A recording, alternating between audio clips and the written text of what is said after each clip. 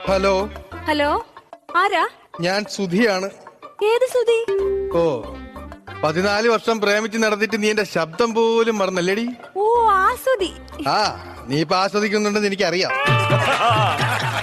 നീ ഇപ്പൊ എവിടാ സുധി? ഞാൻ പള്ളിമുറ്റത്തുണ്ട്. പള്ളിമുറ്റത്തോ? ആ, എന്തിനാ?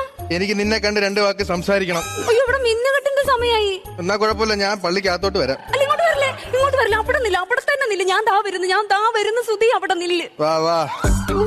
10-14 കൊല്ലം കണ്ണേ പൊന്നെ കറളേന്നും പറഞ്ഞ് നോക്കി കയ്യിലുള്ള പൈസ കൊടുത്ത് ഓരോ സാധനങ്ങളും മാഞ്ചു കൊടുത്ത് ആ കണ്ടപ്പോ കെട്ടിക്കോട്ട് പോ. എന്റെ വിധിയല്ല എന്റെ. സുധി, ഓ,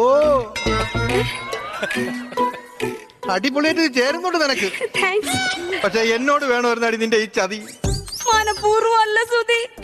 ഇങ്ങോട്ട് നോക്ക്. കുടുംബത്തിനാന്നോ പ്രണയത്തിനാന്നോ ത്രാസിൽ ഭാരം കൂടുതലെന്ന് ഇങ്ങനെ വെച്ച് നോക്കിയപ്പോ കുടുംബത്തിനായിരുന്നു കൂടുതൽ. അപ്പൊ അതുകൊണ്ട് ഞാൻ അതങ്ങ് സമ്മതിച്ചതാ. അതൊക്കെ എന്റെ തെറ്റ്. നിന്നെ സമ്മതിക്കണം.